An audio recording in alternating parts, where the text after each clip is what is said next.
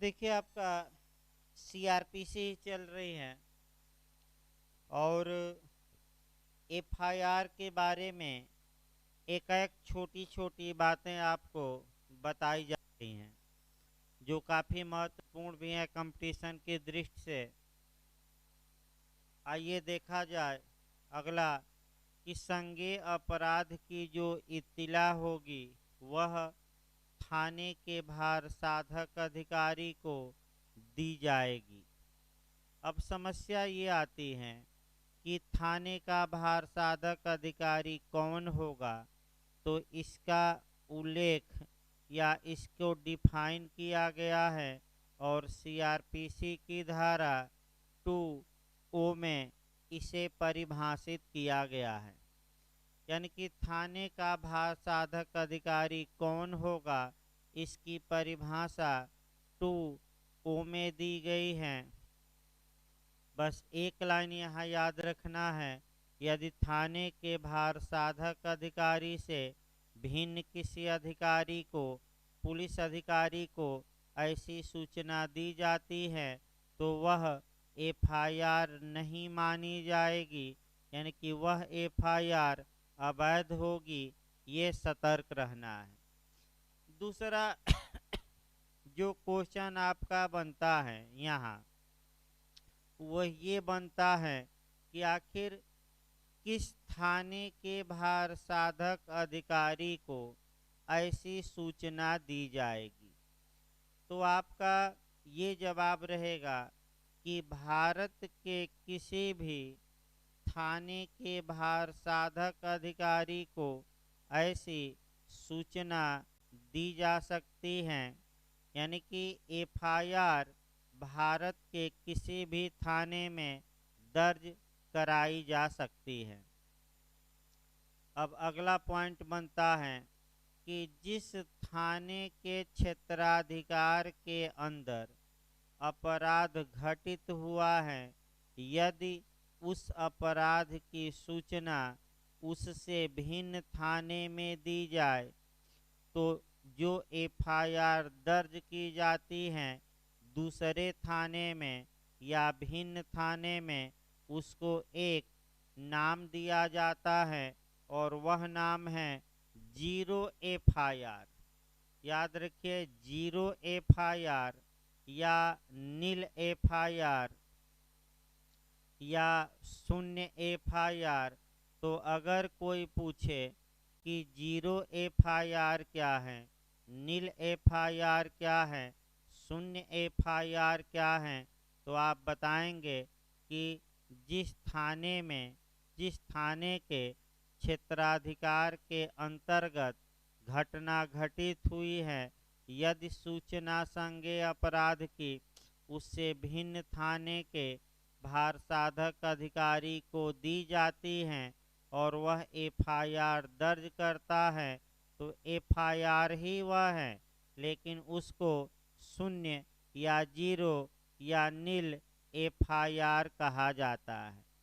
फिर क्वेश्चन ये बनता है कि ऐसे एफआईआर को नील या 0 एफआईआर क्यों कहा जाता है, क्योंकि उस थाने का भार साधक अधिकारी एफआईआर तो दर्ज करता है, लेकिन आपका जो एक क्राइम नंबर होता है अर्थात जो अपराध संख्या होती है उसको नहीं लिखता, और एफआईआर दर्ज करने के बाद वह क्षेत्राधिकार वाले थाने को वह एफआईआर अंतरित कर देता है, भेज देता है, और जिस थाने की एरिया में अपराध हुआ है वह थाना अध्यक्ष या थाने का भार साधक अधिकारी जब एफआईआर उसके पास आ जाती है तो उस पर क्राइम नंबर या अपराध संख्या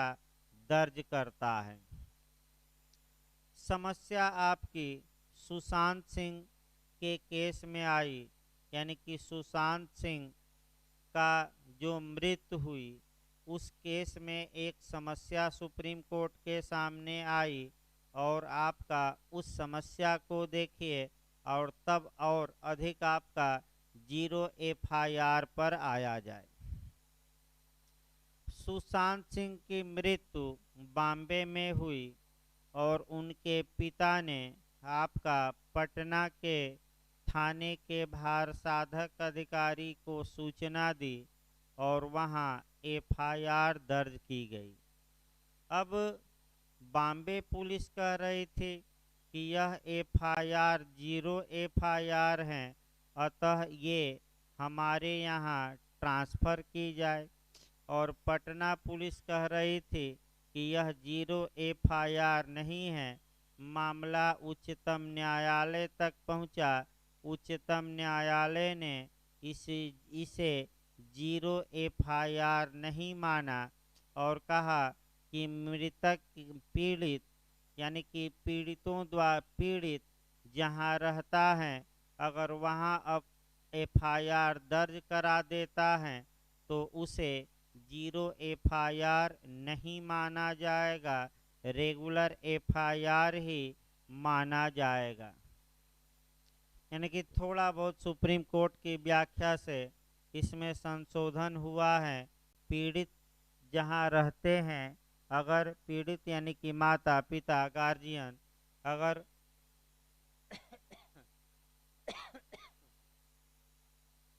उस स्थान पर वे लोग एफआईआर दर्ज कराते हैं तो उसे जीरो एफआईआर नहीं माना जाएगा।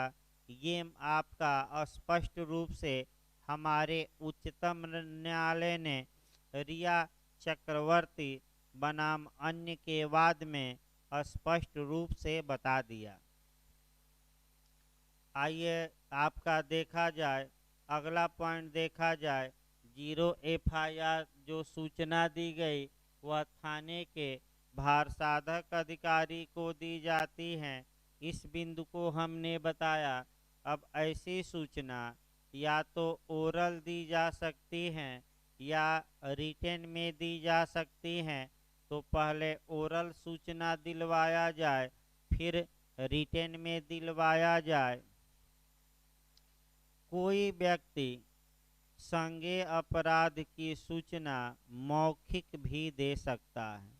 अगर वह सूचना मुख से बोले गए शब्दों द्वारा देता है तो जिस भाषा में वह शब्द बोला है हूबहू उसी भाषा में एफआईआर लिखी जाएगी, क्योंकि एफआईआर शब्दशः लिखी जाती हैं, आपका चेंज करके नहीं। यानी कि जिस भाषा में वह अपनी बात बताया है उसी भाषा में एफआईआर को दर्ज किया जाएगा। जब सूचना मौखिक दी गई है तो एफआईआर दर्ज करने के बाद सूचनादाता को उसे पढ़कर सुनाया जाएगा और पूछा जाएगा कि आपने यही बातें तो बताई हैं। अगर सूचनादाता उसमें कुछ संशोधन चाहता है कि नहीं हमने ये बात नहीं ये बताई, तो तुरंत उसमें संशोधन किया जाएगा।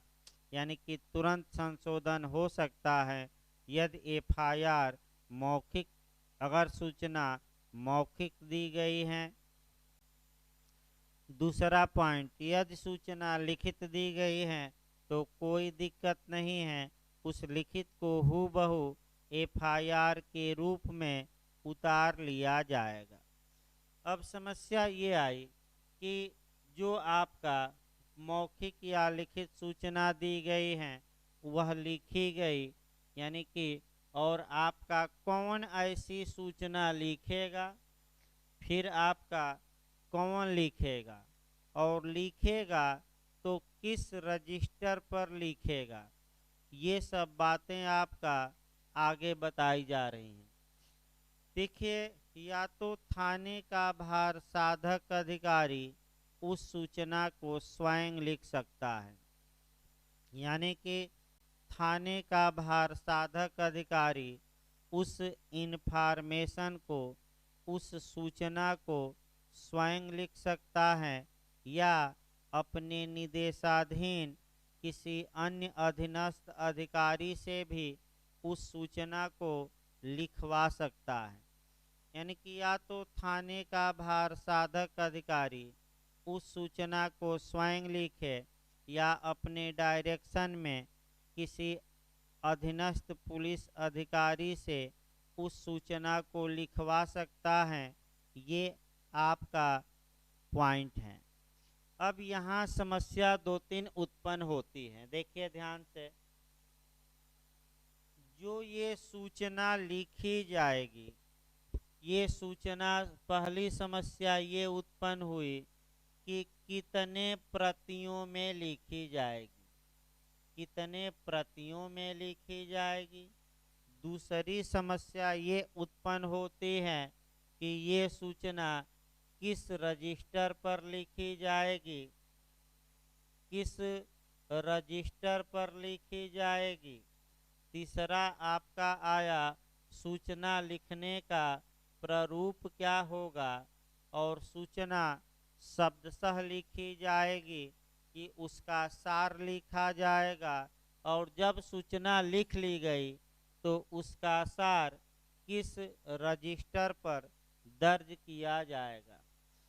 इसके लिए आपको जो पढ़ना है, तीन बातें चार बातें महत्वपूर्ण पढ़नी है कि सूचना कितने प्रतियों में लिखी जाएगी, तो 3 प्रतियों में, और आपका 3 प्रतियों में। इसको अच्छे से देखिए, यहाँ भी इंटरव्यू में क्वेश्चन बना है। फिर एक बार इसको समझिए। जो एफआईआर दर्ज किया जाता है वह 3 कॉपी या प्रति में दर्ज किया जाता है। आपका 3 प्रतियों में दर्ज होता है। ये बात कहाँ बताई गई है? ये बात सीआरपीसी में नहीं बताई गई है, बल्कि उत्तर प्रदेश पुलिस रेगुलेशन 1861 में बताई गई है। तीनों प्रतियां कहाँ कहाँ जाएंगी, ये भी हमें उत्तर प्रदेश पुलिस रेगुलेशन ही बताएगा। तो जो फर्स्ट प्रति होगी वह अधिकारिता वाले मजिस्ट्रेट को भेजी जाती है। याद किए रहिएगा, फर्स्ट प्रति अधिकारिता वाले मजिस्ट्रेट को भेजी गई। जो सेकंड प्रति होती है वह 154 का क्लाज 2 तुरंत पढ़ लेना है। जो सेकंड प्रति होती है स्पष्ट रूप से सीआरपीसी की धारा 154 का क्लाज 2 ये बताता है कि वह प्रति सूचना दाता को दी जाएगी, अर्थात जिसने एफआईआर दर्ज कराया है, यानी कि वह प्रति सूचना दाता को दी जाएगी, तत्काल दी जाएगी और निःशुल्क, यानी कि बिना किसी फीस के दी जाएगी। ये क्वेश्चन झारखंड में बना था प्री में। दी जा सकेगी कि दी जाएगी? तो दी जा सकेगी नहीं, दी जाएगी। दी जाएगी मतलब कि आपका बाध्यकारी प्रावधान है, यानी कि सूचनादाता को हर हाल में एफआईआर की सेकंड प्रति दी जाएगी। सकेगी ना मारिएगा। तीसरी प्रति का क्या होगा? जो तीसरी प्रति होगी वह थाने के रिकॉर्ड का भाग होगी, यानी कि थाने में रखी जाएगी, यानी कि थाने के रिकॉर्ड का भाग होगी। वैसे उत्तर प्रदेश में व्यवहार में एफआईआर 4 प्रति में लिखी जाती हैं, और जो चौथी प्रति होती है उस एरिया के सीओ या सर्किल अफसर या सर्किल ऑफिसर को भेजी जाती हैं, यानी कि सीओ को भेजी जाती हैं। अब इसी बीच साइन करा दिया जाए। जो ये 3 प्रतियां हैं, इन पर ये भी क्वेश्चन बना है कि इन प्रतियों पर किसका हस्ताक्षर होता है। तो तीनों प्रतियों पर अलग अलग पृथक पृथक आपका सूचना दाता का हस्ताक्षर होगा, सूचना दाता का, और थाने के भारसाधक अधिकारी का। फिर एक बार अच्छे से याद रखिए, अभी क्वेश्चन आ चुका है प्री में। इन तीन प्रतियों पर एक साथ नहीं, कार्बन कॉपी द्वारा नहीं, तीनों प्रतियों पर पृथक पृथक हस्ताक्षर करने होंगे, और तीनों प्रतियों पर जो हस्ताक्षर होता है वह सूचनादाता का हस्ताक्षर होगा, या यदि सूचनादाता आपका हस्ताक्षर करने में असमर्थ है तो अपना अंगूठा चिन्ह लगाएगा तीनों पर अलग अलग, और आपका तत्पश्चात पुलिस थाने के भारसाधक अधिकारी का हस्ताक्षर होगा, और उस थाने की तीनों प्रतियों पर मुद्रा लगेगी, यानी कि मोहर लगेगी। ये साइन भी हो गया। यहाँ भी एक क्वेश्चन बनता है कि यदि सूचनादाता एफआईआर दर्ज करा दिया लेकिन हस्ताक्षर करने से या अंगूठा चिन्ह लगाने से इनकार करता है तो ऐसा सूचनादाता आईपीसी की किस धारा के तहत दंड का भागी होगा। तो ऐसा सूचनादाता आईपीसी की धारा 180 यानी कि आईपीसी की धारा 180 के तहत दंड का भागी होगा। यानी कि सूचनादाता द्वारा एफआईआर पर हस्ताक्षर न करने पर ऐसा सूचनादाता दंड का भागी होगा। तो दंड का जब भागी होगा तो आखिर किस धारा के तहत आईपीसी के, तो आईपीसी की धारा 180 के तहत, यानी कि आईपीसी की धारा 180 के तहत ऐसा सूचनादाता दंड का भागी होगा। अगला क्वेश्चन ये बनता है कि आखिर जो एफआईआर होती हैं वह किस रजिस्टर पर दर्ज की जाती हैं, इसका प्रारूप क्या है, और एफआईआर शब्दशः दर्ज की जाती हैं या अक्षरशः दर्ज की जाती हैं, और इसका सार कहाँ लिखा जाता है। ये चार क्वेश्चन और आपको बनते हैं। तो जो उत्तर प्रदेश में एफआईआर दर्ज करने का प्रावधान किया गया है वह एक रजिस्टर है, और उस रजिस्टर का नाम है चिक रजिस्टर। याद रखिएगा, उत्तर प्रदेश में जो एफआईआर दर्ज होती हैं वह चिक रजिस्टर पर दर्ज होती हैं, ये याद रखना है। प्रारूप क्या होगा, फार्म क्या होगा, तो आपका फार्म जो दिया गया है उत्तर प्रदेश में वह उत्तर प्रदेश पुलिस रेगुलेशन 1861 में दिया गया है, और जो प्रारूप संख्या है या जो फार्म नंबर है वह आपका है 341। याद रखना है कौन सा प्रारूप संख्या है, 341। फिर आपको याद रखना है कि जो एफआईआर दर्ज होती हैं वह हूबहू होती हैं, यानी कि शब्दशः होती हैं, यानी कि शब्दशः होती हैं। और अगला क्वेश्चन ये आया कि जो एफआईआर चिक रजिस्टर पर दर्ज होती हैं उसका सार कहाँ लिखा जाता है, तो सार जीडी में लिखा जाता है, और जीडी का प्रावधान पुलिस एक्ट 1861 के सेक्शन 44 में है।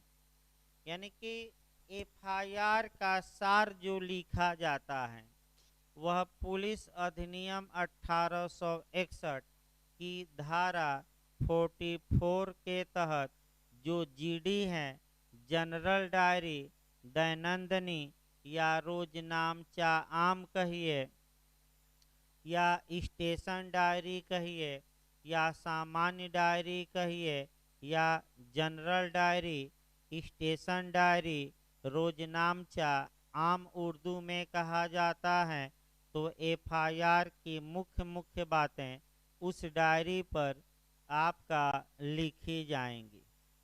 तत्पश्चात आगे आइए, सार भी प्रविष्ट हो गया।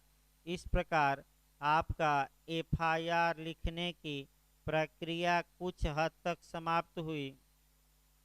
अब फिर एक कंसेप्ट बनाइए और कंसेप्ट बनाने के बाद आपका आगे बढ़ा जाए। देखिए कंसेप्ट बनाइए। पहले दो कांड आपका माने 154 का प्रोविजो पढ़ने से पहले आपका दो कांड देखना है। एक कांड आपका देखा जाता है दिल्ली का निर्भया कांड और दूसरा जम्मू कश्मीर का कठुआ कांड। दिल्ली में निर्भया कांड में आपने माने काफ़ी प्रसिद्ध कांड है और 4 अभियुक्तों को आपने देखा, मृत्यु दंड भी दिया गया कोरोना काल में ही, यानी कि 4 अभियुक्तों को अंत में मृत्यु दंड दिया गया। निर्भया के साथ क्रूरता की हदें पार कर दी गई थी। फिर देश में आंदोलन हुआ और आंदोलन के बाद आपका कह सकते हैं कानून स्त्रियों के प्रति बदला। फिर 2018 ईस्वी में माने आपका फिर इसके बाद कठुआ कांड होता है और एक बालिका के साथ दुराचार किया जाता है, मर्डर किया जाता है और उस दौरान भी हंगामा हुआ और फिर 154 में संशोधन हुआ, यानी कि सीआरपीसी की धारा 154 में 2 बार एमेंड हो चुका है। एक 2013 में जस्टिस जेएस वर्मा समिति की सिफारिश पर आपका निर्भया कांड के बाद और दूसरा 2018 में कठुआ कांड के बाद। इन संशोधनों का मुख्य उद्देश्य ये है कि जो व्यक्ति बोलने में असमर्थ हैं या दुराचार की शिकार महिला हैं, वह अपनी बातें न तो लिखित रूप में कह सकती हैं न मौखिक रूप में, तो ऐसी दशा में उसकी बातों को इशारों द्वारा अगर कहती हैं तो इशारों द्वारा भी एफआईआर वह दर्ज करा सकती हैं। यानी कि वर्तमान समय में संकेत या इशारों द्वारा भी एफआईआर दर्ज कराया जा सकता है, मौखिक या मुख से बोलकर भी और लिख कर भी। तो आइए प्रोविजो अब पढ़ा जाए। देखिए आपका प्रोविजो क्या बताता है, ये इंटरव्यू में भी पूछा गया है। परंतु यदि किसी स्त्री द्वारा जिसके विरुद्ध आईपीसी की धारा 326 ए यानी कि 326 ए 326 बी यानी कि मुख्य रूप से acid attack, section 354 A B C D या 376 A 376 A B 376 B 376 C 376 D या 376 डी ए या 376 डी बी या 376 ई या सेक्शन 509 यानी कि 509 के अधीन किसी अपराध के किए जाने या किए जाने के प्रयत्न किए जाने का अभिकथन किया गया है और कोई इत्तिला दी जाती है, तो ऐसी इत्तिला किसी महिला पुलिस अधिकारी द्वारा या किसी महिला अधिकारी द्वारा अभिलिखित की जाएगी। यानी कि इसका सार ये निकला कि कुछ अपराध ऐसे दिए गए हैं जो यदि महिलाओं के प्रति किए गए हैं और उसकी सूचना थाने के भार साधक अधिकारी को दी जाती है, तो वह जो सूचना दर्ज की जाएगी वह महिला पुलिस अधिकारी द्वारा दर्ज की जाएगी या किसी अन्य महिला अधिकारी द्वारा दर्ज की जाएगी। ये परंतु पहले में बताया गया है। फिर दूसरा परंतु देखिए, परंतु यह और की, यानी कि दूसरे परंतु में 3 क्लाज दिए गए हैं। देखिए कह करके, यदि वह व्यक्ति जिसके विरुद्ध आईपीसी की धारा 354 आपका 354 A B C D 376 376 A 376 A B 376 B 376 C 376 D 376 D A 376 D B या 376 ई या सेक्शन 509 के अधीन किसी अपराध के किए जाने का या किए जाने का प्रयत्न किए जाने का अभिकथन किया गया है और अस्थायी या अस्थायी रूप से मानसिक या शारीरिक रूप से निशक्त हैं, यानी कि अशक्त हैं, चाहे अस्थायी या अस्थायी, मानसिक या शारीरिक रूप से निशक्त हैं, तो ऐसी इत्तिला किसी पुलिस अधिकारी द्वारा उस व्यक्ति के जो ऐसे अपराध की रिपोर्ट करने की इच्छा करता है निवास स्थान पर और उस व्यक्ति के विकल्प के किसी सुगम स्थान पर यथा स्थिति किसी दुभाषीय या विशेष प्रबोधक की उपस्थिति में अभिलिखित की जाएगी।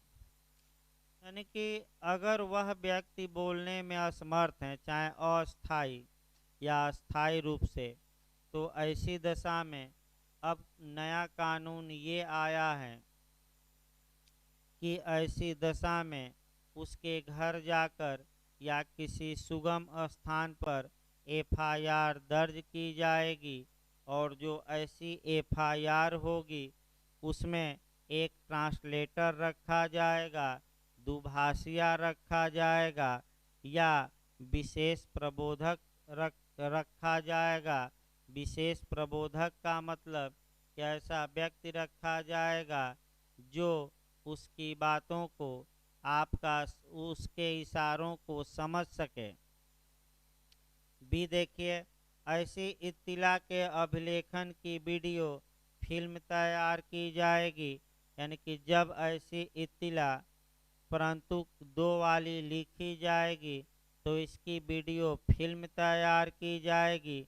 सी देखिए, पुलिस अधिकारी द्वारा धारा 164 की उपधारा 5A के खंड क के अधीन किसी न्यायिक मजिस्ट्रेट द्वारा उस व्यक्ति का कथन यथासंभव शीघ्र अभिलिखित कराया जाएगा, यानी कि ऐसे अपराधों में पीड़िता का बयान होगा और 164 के तहत पुलिस अधिकारी जल्दी से जल्दी पीड़िता का बयान मजिस्ट्रेट के समक्ष दर्ज कराएगा।